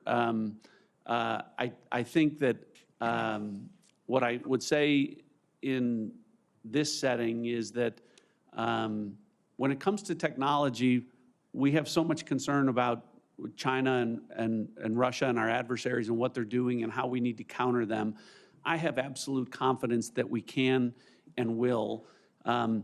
You know, there's only one country in the world that can parallel park a 200-foot rocket booster. The Chinese can't do it. The Russians can't do it. We do it, and we do it in part because of the great collaboration we have and can have and need to deepen between the private sector, where there's so much innovation and ingenuity in the space of emerging technologies. And I'm committed as CIA director, if allowed, to expanding upon that. Thank you. Chairman? Senator Ossoff. Thank you, Mr. Chairman, and Mr. Ratcliffe, congratulations on your nomination. Thank you for your service to the country. Congratulations also to your family. I enjoyed our engagement a few weeks ago. It was a useful opportunity for me to learn more about your views and your plans for CIA. I want to begin with a matter that impacts Georgia.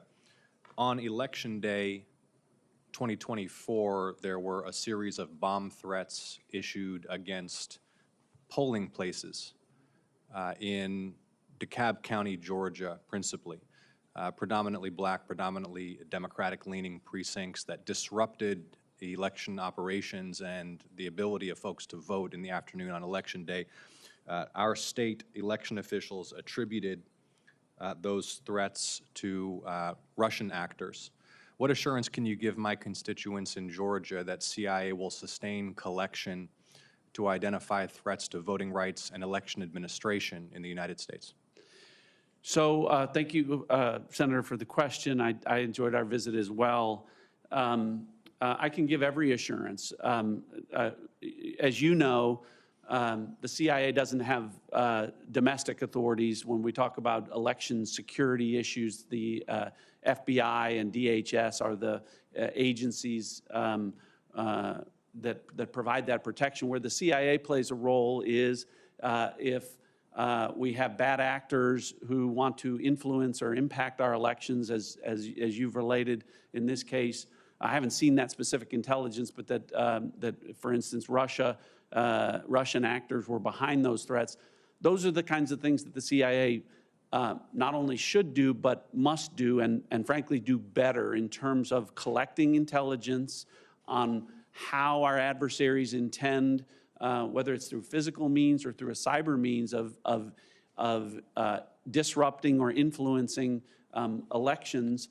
And you know, the CIA's role should be to identify those threats over there before they come over here. Thank you for that commitment to sustain that collection. I appreciate it. I want to give you the opportunity to provide some clarifying information about events that have attracted some scrutiny in September of 2020 when you sent a letter to the chairman of the Senate Judiciary Committee which declassified certain intelligence about Russian analytic products that have been collected by the intelligence community and which pertain to events 4 years past during the 2016 election and the controversy over alleged links between the Trump campaign and the Russian government. My purpose is not to interrogate, to relitigate that ancient history from 2016, but to understand why you chose to send that letter to the Senate Judiciary Committee declassifying intelligence on that day, September 29th. You will no doubt recall that that was the same day as the presidential debate, yes? I don't recall that it was that date, but it may be. You don't recall? Your testimony is that you're not aware that that letter was sent to the Judiciary Committee by you on the same day as the presidential debate? I didn't recall that it was on that date. I mean, I'll take you at your word. The dates will reflect what they are. But to your question, Let me just, I want to drill down on that for a moment, because my purpose here is not to suggest some kind of political intent, but you've made it very clear that avoiding the politicization of the intelligence community's activities is a high priority for you. Is that correct? correct.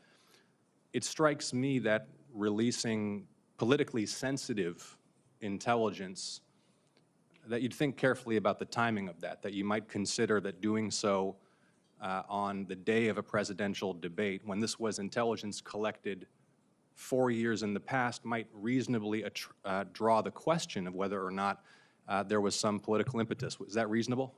It's reasonable for you to ask that, and if I can, you asked me to clarify, if I can do that. So you're correct. It was my decision, but it wasn't my process. So to your point, that effort was actually the request of this committee during my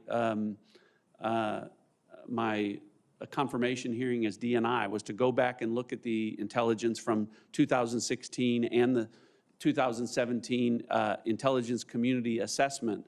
I also received separately a request from the Attorney General and from then Special Counsel to declassify certain intelligence relating to that in support of what would be a public report from the Special Counsel.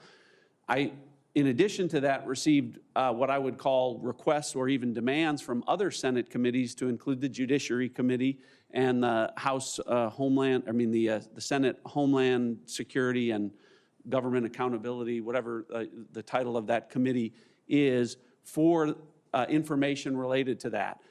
That took place over a course of several months, and the process, just so you're clear, was an iterative, collaborative process that included the Attorney General, the CIA Director, the Director of the NSA, myself as DNI, and again, an iterative process that resulted in a highly redacted product to protect sources and methods, but yet to respond to these requests or demands to put that information out. So I take that's useful information, and my time is running short, but we can discuss further in the closed session if we need to. I appreciate you answering the question. Very much look forward to that. And again, enjoyed our recent meeting.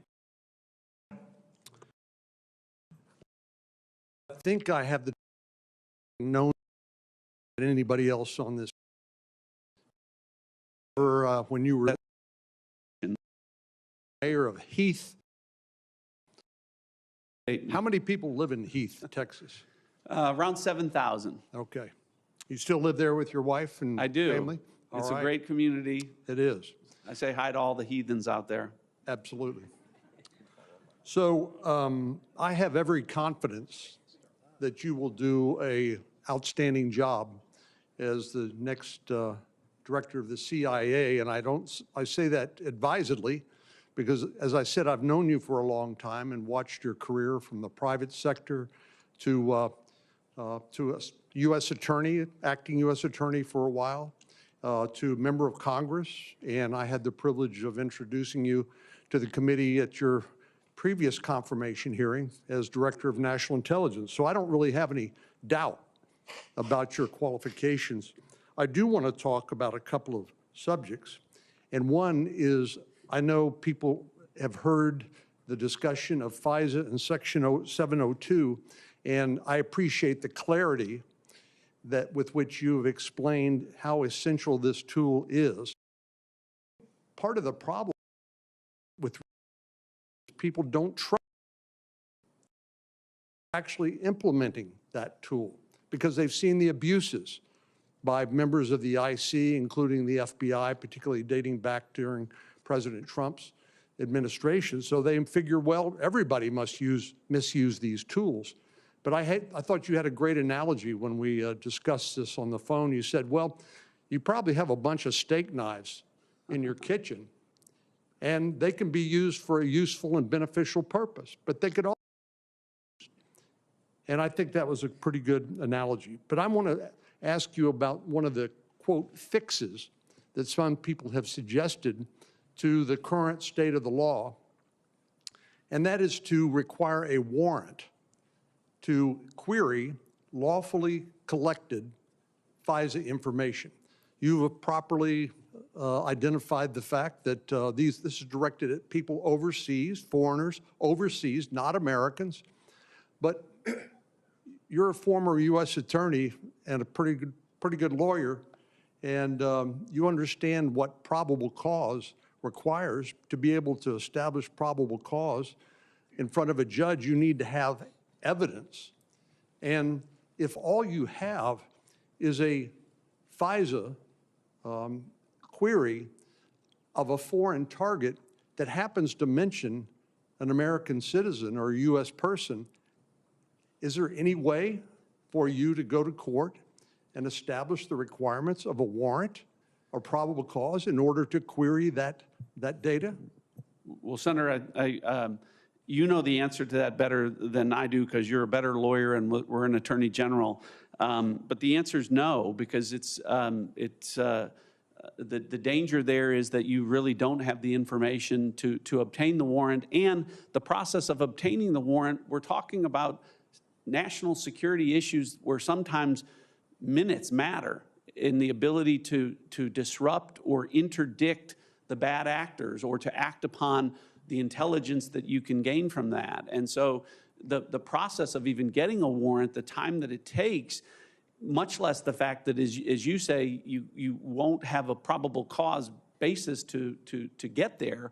Well, I think there's a lot of misunderstanding and misinformation about how FISA works, and admittedly, I have to go back periodically and refresh my own memory because it does get to be fairly convoluted sometimes.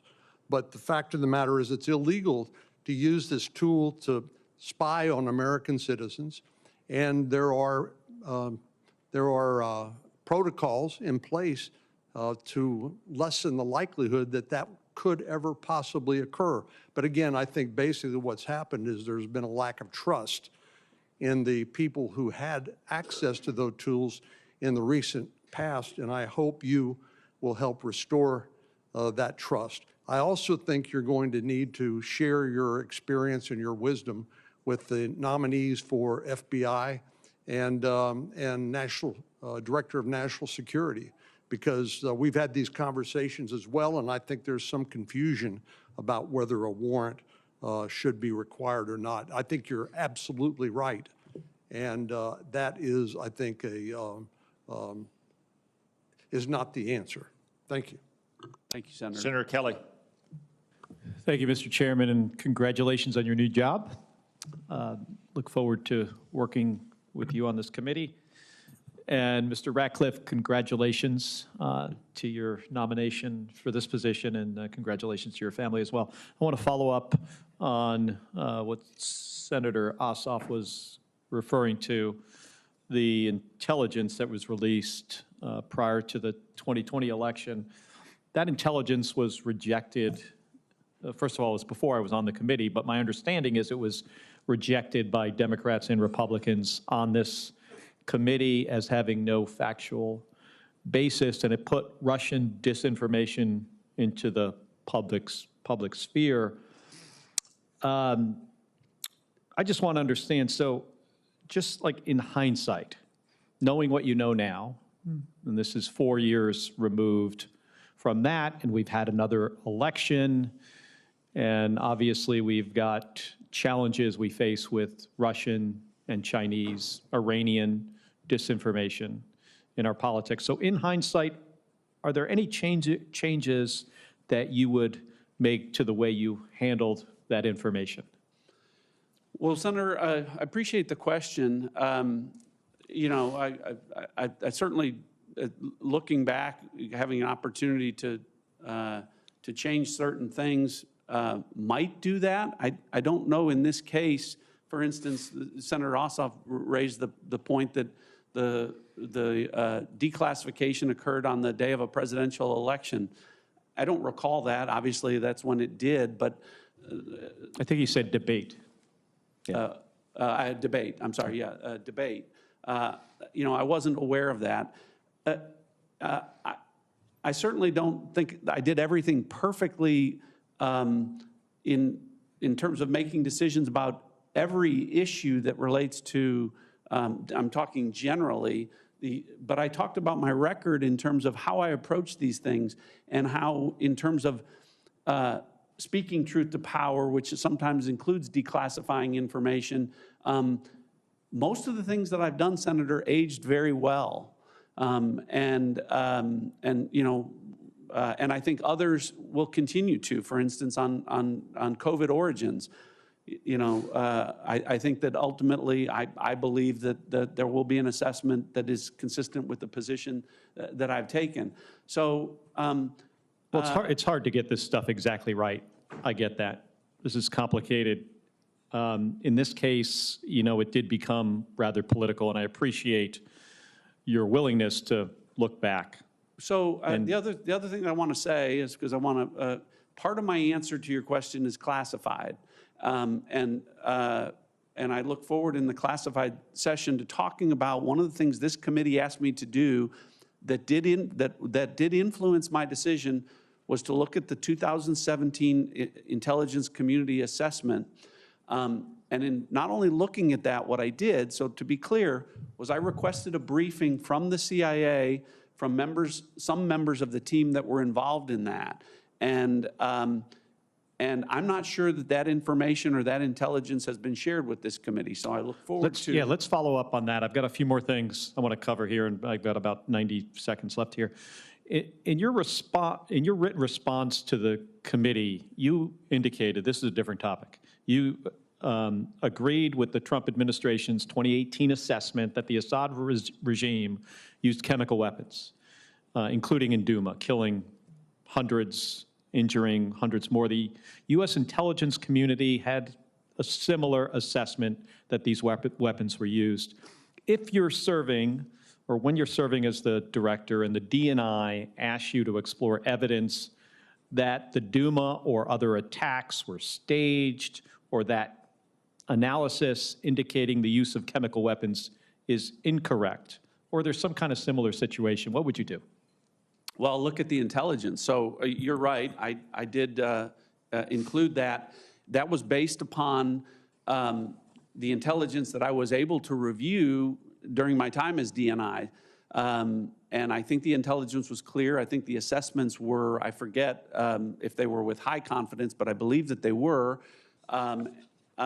What I haven't seen is any intelligence in the last 4 years that I wouldn't have had access to. So I would look at that, but I'd be surprised if there is intelligence that would change my initial assessment, but I'd certainly go back and look at that. And can I just very briefly have just a few more seconds here? I just want to get your commitment to work with me, focusing on transnational criminal organizations on the other side of the border. It's a big problem. It affects my state in a big way. And my state, and I absolutely make that pledge and look forward to working with you to address that threat. All right, thank you. Senator Moran. Chairman, thank you. Mr. Ratcliffe, I enjoyed and appreciated our conversation in the office. I particularly appreciated the indication of your transparency with this committee, your forthrightness, telling us the truth. It's been difficult from time to know what the true story is, and there are opinions about truth, but we ought to be trying to find the truth. I want to ask you about statements that you've made. I agree with you that China is the greatest threat facing our country. I rate Russia as our second gravest threat and believe it's the most acute threat today. Will you describe the scope of the threat as you see it and the importance of countering the Kremlin? The question, the threat from Russia? Threat from Russia. So you indicate China is the first greatest threat. Absolutely. So Russia is very clearly an adversary of the United States. The threat, of course, is a country with a very large nuclear stockpile. The thing that separates the threat from Russia from China in my mind, and why I put them, even though we include them in the great power competition, is that the United States is the largest economy in the world. China's the second largest. Russia has an economy that's roughly the same size as my home state of Texas. So what that means is that the Russians have to decide where they're going to compete with the United States. And so they've chosen areas like hypersonics and other areas, but that comes at a cost. And I think we saw some of the cost in terms of their troop readiness as they engaged in their aggression against Ukraine. So a dangerous, lethal adversary who in many respects is because of the limitations that I've talked about, has focused on areas where there are great equalizers, and one of those is cybersecurity. So countries that can't compete with the United States in terms of kinetic firepower across the board, which can do so through cyber means. In other words, and we see that with Iran and North Korea and other countries who can't compete with us kinetically, focus on cyber means to cause us harm. Russia certainly falls into that category as well in terms of where a lot of their focus is, and my assessment of them in terms of the malign activities that they take across against the U.S. Certainly, invasion of another country has significantly complicated the security of our allies and perhaps the United States. Let me point out that you're the first Texan I have ever met that belittled the state of Texas. In your answers to the committee's questionnaire, you state regarding Russia that you believe, I'm quoting you, believe that we cannot let our adversarial relationship boil over into unintended wars. And you go on to say, I will advise the president when there are opportunities to work toward mutually beneficial outcomes with Russia. You did not make a similar commitment for China, Iran, or North Korea. What's the difference? I don't recall like the context of the question why there would be a difference. For instance, I think what I was referring to there, Senator, was for all of the things that I talk about in terms of Russia as a threat and the things that where they challenge us with malign activity, there are areas where we, for instance, countering terrorism, some of the same threats that we face from terrorist groups are threats that they face. And so there are occasions where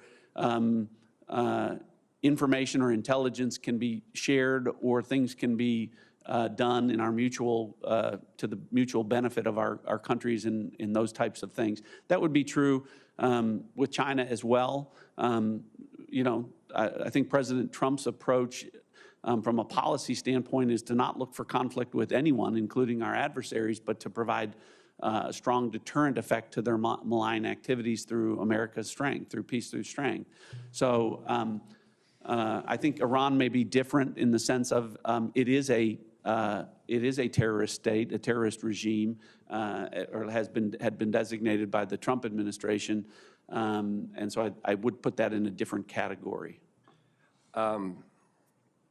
In addressing the importance of analytical objectivity and speaking truth to power, you state that as the DNI, you represented the IC's analysis to policymakers faithfully, including dissenting views, even when the full analytical picture was unpopular. Could you give me an example? Sure. In connection with the 2020 presidential election, assessment was made as to whether China was trying to undermine President Trump's reelection efforts, and there was a split between the community. A majority opinion was that China was not doing that, wouldn't do that for a number of reasons. The minority opinion was that they were. I agreed with the minority opinion, but what I did was not try to substitute my judgment for the community. I wrote a dissent that would be public, and people could see the reasons for that, and in the process supported a whistleblower, one of our leading cyber officers, in support of that position. I will say that 15 months later, FBI Director Wray held a press conference talking about the exact things that I was saying China had engaged in that they were doing. And so the opinion that China would never engage in those kind of activities proved to be false, and I think that my dissent aged well. Not only did you speak out against the majority, but you turned out to be right. Thank you. Senator Heinrich. Thank you, Chairman. On July 21st of 2020, you sent a letter to this committee stating that while you agreed to appear at the committee's open worldwide threat hearing as DNI, as Director of National Intelligence, that you would not take any questions in open session. And you wrote that letter despite committing twice in your confirmation hearing that you would appear and answer questions. So obviously, this position is one that requires congressional oversight. And I don't think any of us up here would ever ask you to answer questions in a way that revealed anything that was classified or was more appropriate for closed session. So I want to ask you why you thought that was appropriate. And then today, can you commit that if confirmed, you will appear at this committee's annual open hearing on worldwide threats and take questions from the committee itself? Senator, thanks for the question. I think there was a slight mischaracterization that I didn't refuse. I made a proposal about how to handle the worldwide threats hearing. I did that for a number of reasons. First of all, I did it at that time as DNI, which, as you know, the DNI speaks for the entire intelligence community. My proposal was actually a reflection of multiple leaders across the intelligence community who shared my opinion that other countries don't hold public hearings like that where we discuss sensitive national security information. And the problem isn't in terms of you asking questions about classified material. The issue comes up in terms of being put on the spot to provide an answer where sometimes you might inadvertently provide information that is classified because you don't recall whether it's at what level or if it's classified at all. So that's the danger, and that has happened. So that explains how I approach that issue. What I would say is this, I'm being considered for the CIA director, which is not the head of the intelligence community. And I understand, notwithstanding my opinion about how the worldwide threat assessment hearing should take place, that the committee, and I learned from that, disagrees, didn't want that proposal. So that would not be an issue if I'm confirmed as CIA director. So you will come and take Yes. appropriate questions? Yes. Let me ask you, and you answered, Mr. Ratcliffe, this question in writing, but I think it's important for the American people and frankly for the world to hear your answer in an open hearing as well.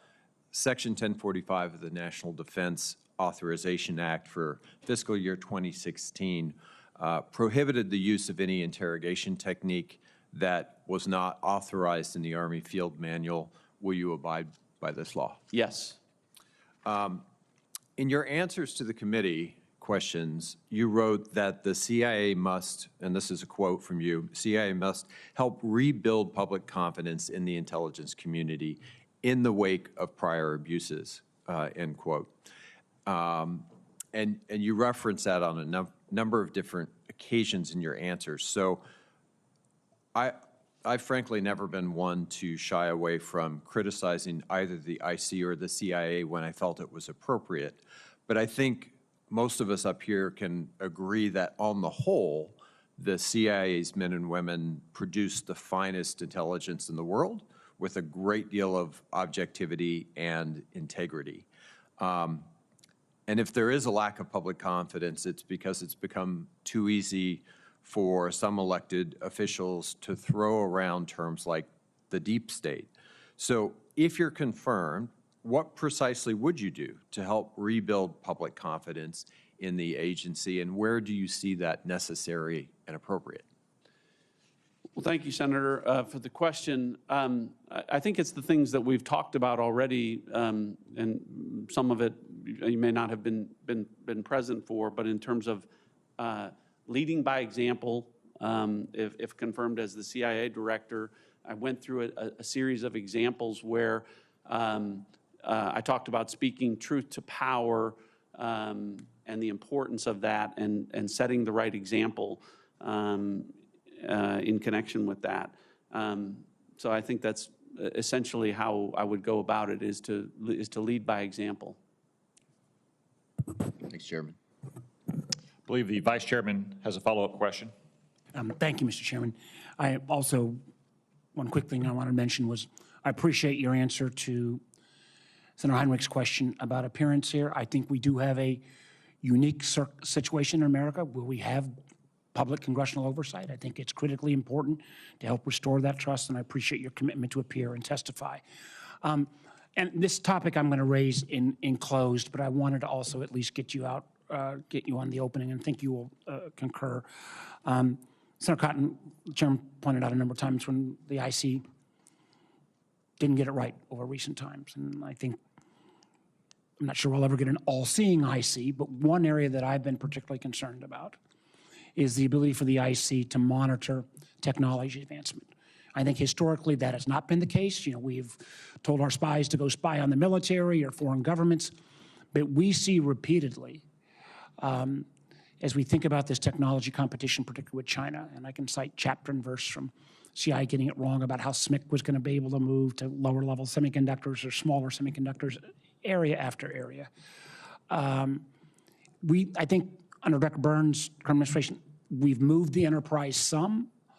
I think we've still got a lot more to do, but I did want you in this public setting to weigh in on your thoughts on how it is absolutely critical that the CIA is able to not only look at our adversaries in terms of government and military presence, but clearly in this technology competition and how we have to up our game in terms of collection.